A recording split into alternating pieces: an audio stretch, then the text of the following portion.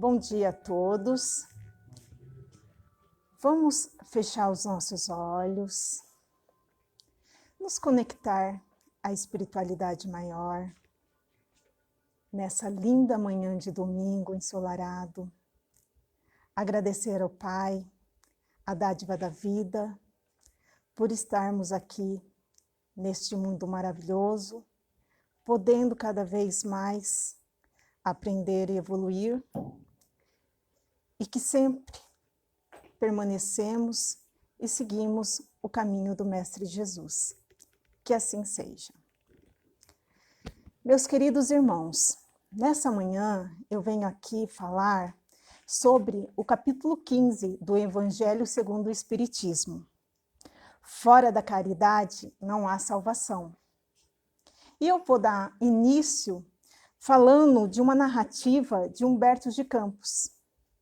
Ele narra que naquela época de Jesus, em Jerusalém, havia uma mulher muito bonita, muito vistosa, e ela vê um homem vindo caminhando, e ele senta-se ali na terra, na calçada, na poeira, e ela chega até ele. E daí fala assim, Nazareno, eu tenho um palácio para te oferecer. Te oferecerei banhos com as minhas escravas seminuas, te darei vinho, uma taça de vinho, te oferecerei frutas frescas ao amanhecer, te darei tâmaras, as deliciosas tâmaras, te darei tudo que é de melhor. E o Nazareno, sentado, ele mantém-se do mesmo jeito. E ela continua a falar, a oferecer várias coisas para ele, e ele ali, naquela paz, naquela serenidade. De repente, ele levanta os olhos e fala para ela, hoje eu não vou, eu não irei. E ela continua, como assim, Nazareno? Ninguém fala não para mim? Hoje mesmo eu neguei para um general, neguei para um comerciante, e você fala não para mim? E o Nazareno, com toda aquela calma, com toda aquela iluminação, o que atraiu muito ela, né? Porque ele imagina a energia, a áurea do Nazareno. De novo ele fala, hoje eu não irei. E ela pega e sai, esbravejando, como assim? Ela linda, com aquela pele, com aquele cabelo, toda muito bem vestida, como que um nazareno todo sujo, ali necessitando de maiores cuidados, nega um convite dela. E ela vai embora e ele permanece ali. Passam-se 2 anos depois dessa narrativa. E o Nazareno, Jesus Cristo, está curando um paralítico. Chega uma mulher e sussurra no ouvido dele. Ele fala assim, eu irei, mostre-me o caminho. E daí Jesus interrompe o atendimento e segue essa mulher. Essa mulher leva ele até uma gruta, e essa gruta muito longe, dentro da gruta muito escura, com caminhos muito sinuosos, e ele vai adentrando, até que ele palpando, ele apalpa um tecido já deteriorado. E ele começa a palpar, e chega-se ao cabelo de uma mulher, um cabelo abundante, e ele percebe-se que ao passar a mão no cabelo, o cabelo se desfaz. E daí ele olha para a mulher e fala assim, hoje eu consegui vir, eu vim ao seu chamado. Daí ela fala, Nazareno, por que demoraste tanto? Eu já não tenho mais a pele vistosa, eu já não tenho todos mais meus bens.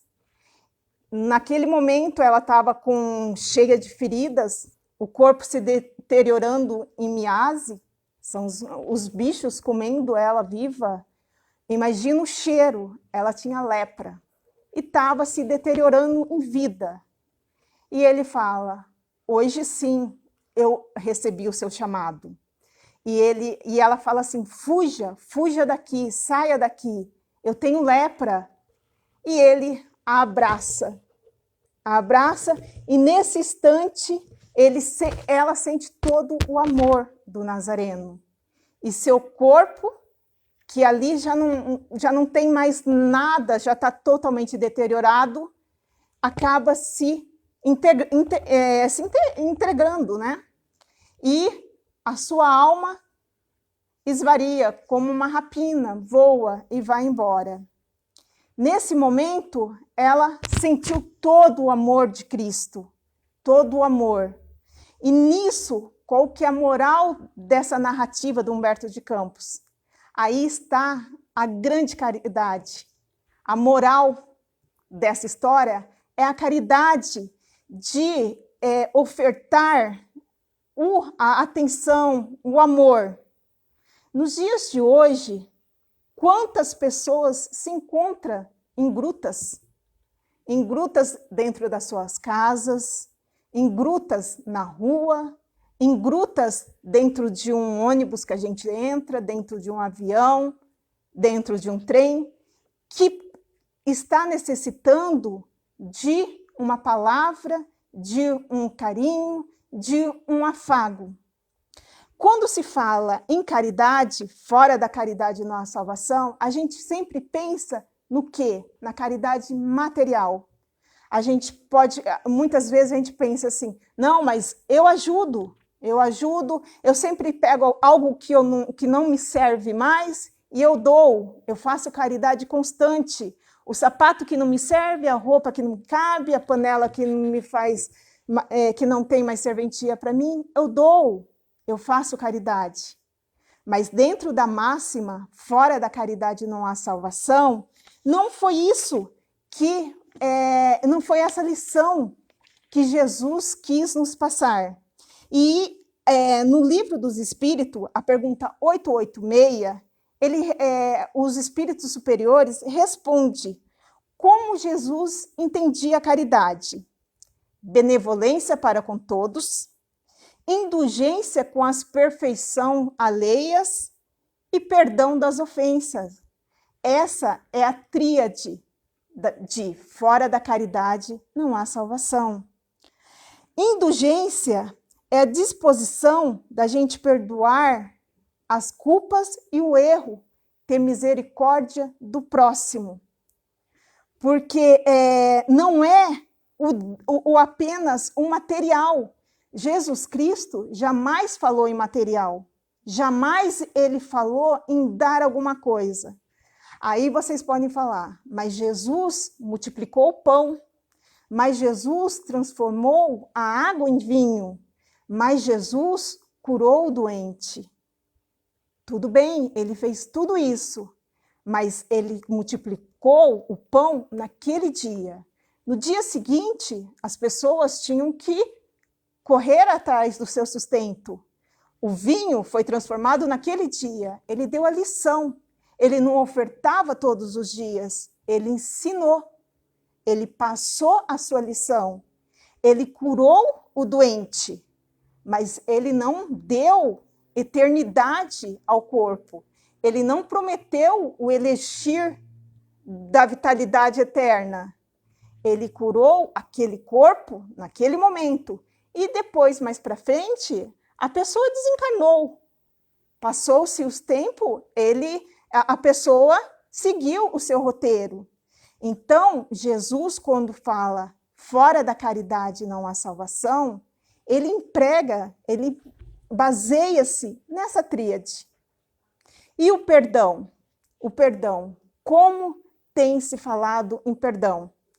Hoje se usa muito perdão até em terapia. Por quê? A falta de perdão adoece. A falta de perdão causa câncer, altera meu fígado, altera minhas células. Então, o perdão é uma situação que a gente tem que cada vez mais colocar em prática. Muitas pessoas falam assim, eu perdoei, mas eu não esqueci. Se você perdoou, mas você não esqueceu, aquilo está dentro de você. Se você continua com aquilo dentro de você, aquilo te faz mal. Não importa o mal que o outro te fez. O mal que o outro te fez é problema dele. Ele está adoecendo, ele está fazendo mal a si. Perdoe e tenta evoluir, porque a falta de perdão é um problema para os dois lados. Se você não perdoa, as tuas células adoecem tanto quanto aquele que te fez mal. Na terapia, a gente prega muito isso. Hoje existem várias técnicas de perdão. Uma delas é o Ho'oponopono, que a gente fala muito desse ato de perdoar. O perdão, ele cura. O perdão cura os dois lados. Quando você faz mal a alguém, você está fazendo mal a você e a ele. O errar é humano. O errar, a gente está no mundo de evolução. A gente está no mundo que nós não somos perfeitos.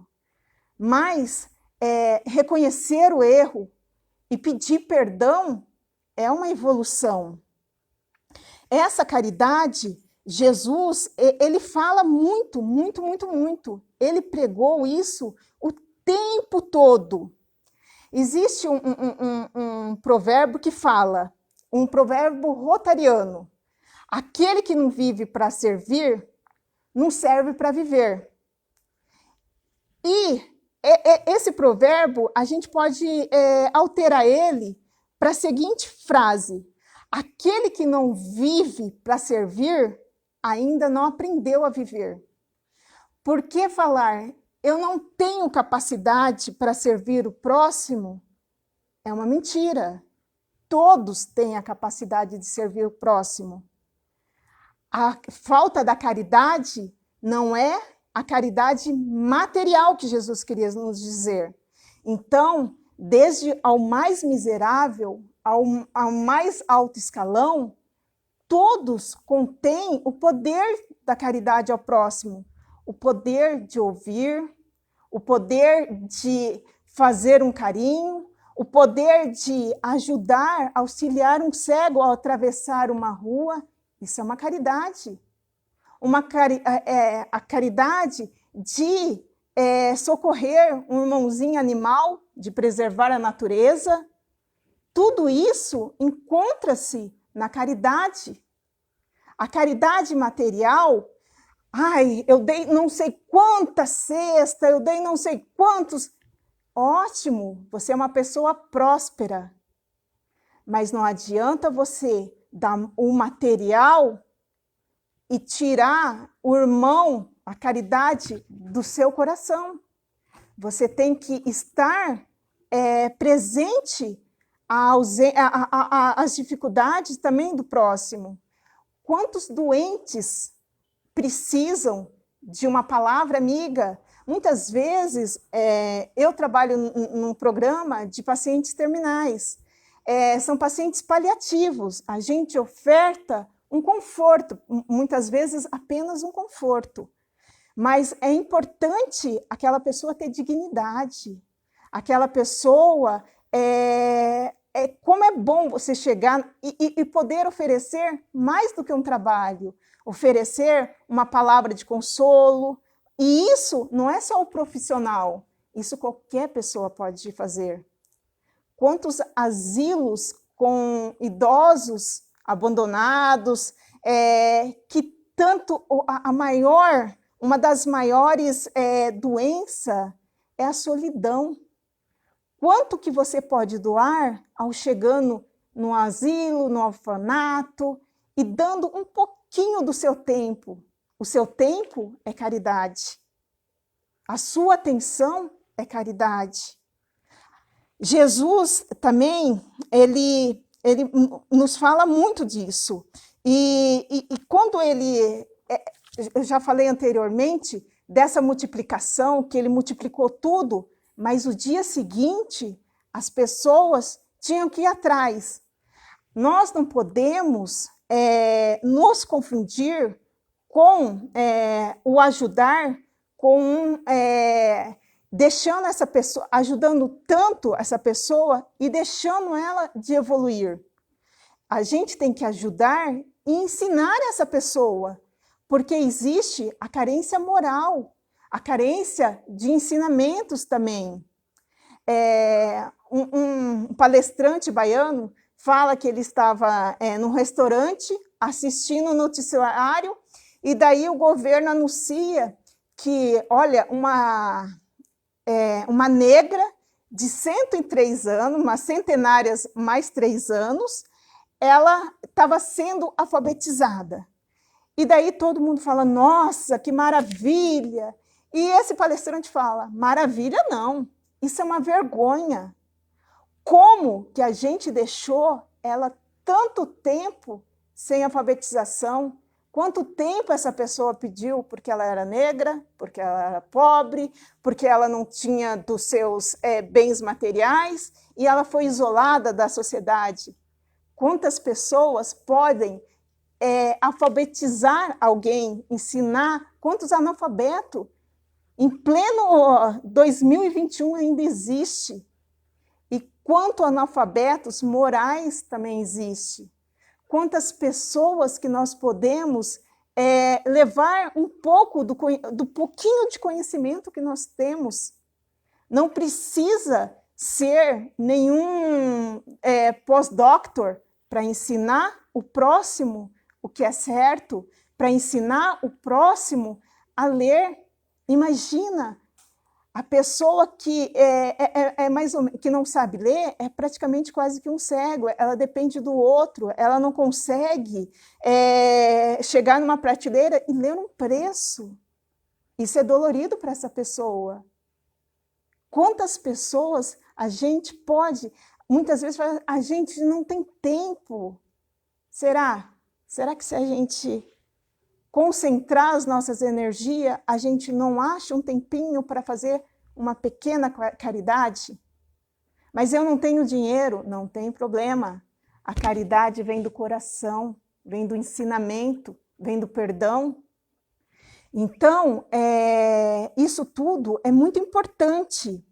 E o Espiritismo, a partir do momento que a gente começa a entender o Espiritismo, é como se fosse um puxão de orelha, né? Porque a gente sabe o nosso dever. A quem muito é dado, muito será cobrado. Isso a gente escuta muitas vezes, né? Então, a partir do momento que você entende, calma aí, então eu entendi que fora da caridade não é salvação. Jesus não quis dizer que, calma aí, eu vou pegar o meu bem material e vou dar para o próximo. Não. A caridade vai muito além disso. Aqui na casa, nós temos o Grupo Caritas, que auxilia as pessoas necessitadas. E no momento, por causa dessa pandemia, acabou tendo, eu não sei como que está agora, mas o ano passado a gente precisou interromper a educação. Mas todos os que tinha assistência aqui, passava por uma educação. Então, é importante essa educação, não apenas dar o material e se sentir assim, pronto, eu ajudei, eu fiz a minha parte. Mas e o irmão? E o dia de amanhã? E o ano que vem? E a década que vem? Ele aprendeu a ir atrás do seu pão? Você ensinou alguma coisa para ele? A casa espírita não é apenas para fazer um bazar, fazer uma rifa e pegar e dar. É muito importante a gente ensinar essa caridade moral. Isso, sim, é uma caridade. É ensinar o irmão a evoluir e não ter ele ali desevoluído e eu aqui, opa, pelo menos eu tenho ele, eu estou ajudando, eu estou ajudando, eu estou ajudando. Eu estou fazendo a minha parte, mas a minha parte é ajudar ele a vir junto. Não é deixar ele no degrau de cima e eu no degrau um degrau de baixo e um degrau de cima. Vamos junto, vamos ensinar, vamos passar o que a gente sabe, o que a gente entende. Hoje, eu não consigo me dispor de muito, mas o pouco que você dispõe já é muito para quem nada tem. Então, eu acho que a grande máxima desse capítulo é isso. E nesse capítulo se fala da parábola do bom samaritano.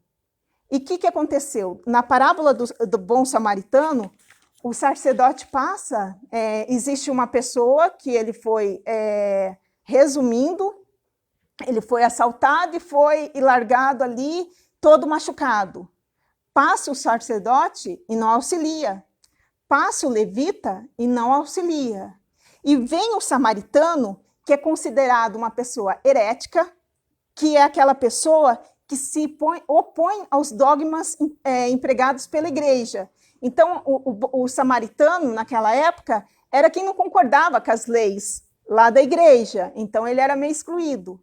Mas ele passa, ele taca vinho e óleos nas feridas daquele que está ali machucado, ele pega aquele doente, coloca no seu cavalo e leva embora. Então, ele faz isso e leva ele para uma hospedaria, auxilia ele, deixa um dinheiro e fala para cuidarem dele enquanto ele ia continuar. Então, Jesus dá esse exemplo, porque as histórias de Jesus era mais fácil para compreendermos. Era mais fácil para o pessoal, até hoje em dia, quando se conta uma história, você entende melhor. E Jesus fazia isso, contava as parábolas para fixar o aprendizado. Então, ele fala do bom samaritano, que foi aquele que socorreu quem estava necessitado. Aí a gente pensa assim, nossa, isso aconteceu nos dias lá atrás. Hoje, se acontecer alguma coisa, o primeiro que passar vai socorrer. Não é assim. Há 5 anos atrás, teve um senhor que ele, trabalhando com um trator, ele caiu, o trator passou por cima dele e ele ficou ali desmaiado. E ficou tudo bagunçado ali, estava com arado, isso na nossa cidade. Passou uma pessoa, viu ele caído, pegou e falou assim, que vergonha, bêbado a essa hora. E ele estava meio inconsciente, ele não conseguia falar. E ele tentando, a pessoa pegou, empurrou o arado para conseguir passar com o carro e foi embora. Muito mais tarde, que daí o patrão sentiu falta dele, que veio socorrê-lo e daí levou para o hospital, tudo. Então, imagina, nos dias de hoje, tão próximo da gente, alguém passar, e mesmo que se fosse um bêbado, deixar cair dali e nem sequer levantar, oferecer uma água. Calma aí, se está um trator, está uma pessoa caída, no mínimo ele é um trabalhador. E não, é mais fácil julgar do que ajudar. Então, precisamos trocar esses verbos. Precisamos passar a ajudar mais e julgar menos. Porque a dádiva assim, quando você ajuda uma pessoa, é liberado neurotransmissores na nossa corrente sanguínea. Dopamina, serotonina, ocitocina, que são hormônios que fazem com que promova a felicidade no nosso organismo. Cada vez que você ajuda uma pessoa, que o teu organismo é inundado por esses neurotransmissores. Olha que coisa magnífica! Você se cura, você se ajuda, você se medica apenas de fazer uma caridade.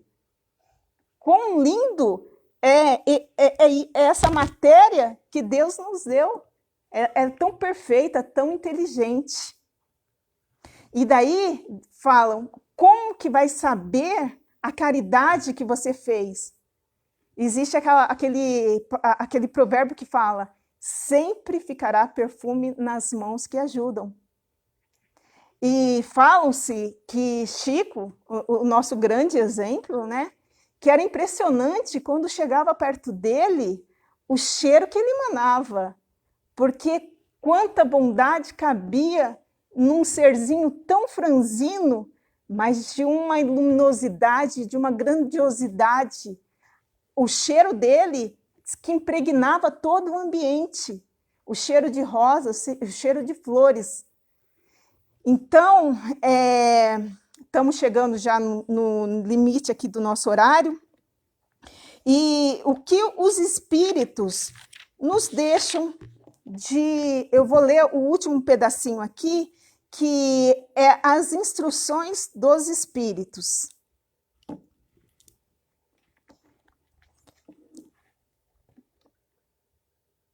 Meus amigos, agradecei a Deus que vos permitiu pudesseis gozar da luz do Espiritismo, não porque só aqueles que a possuem pode ser salvo, mas porque vos ajudando a melhor compreender os ensinos do Cristo, ela vos faz melhores cristãos. Fazei, pois, que em vós vendo, se possa dizer que o verdadeiro espírita e o verdadeiro cristão são só e a mesma coisa, porque todos aqueles que praticam a caridade são discípulos de Jesus, qualquer culto a que pertençam. Paulo, apóstolo, Paris, 1860. Porque essa máxima de fora da caridade não há salvação, foi Allan Kardec que codificou.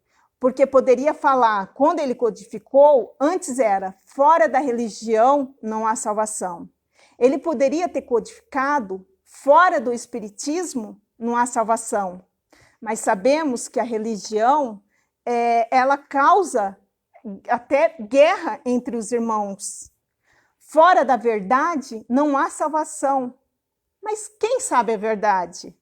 Será que nós, aqui na Terra, alguém é detentor de toda a verdade?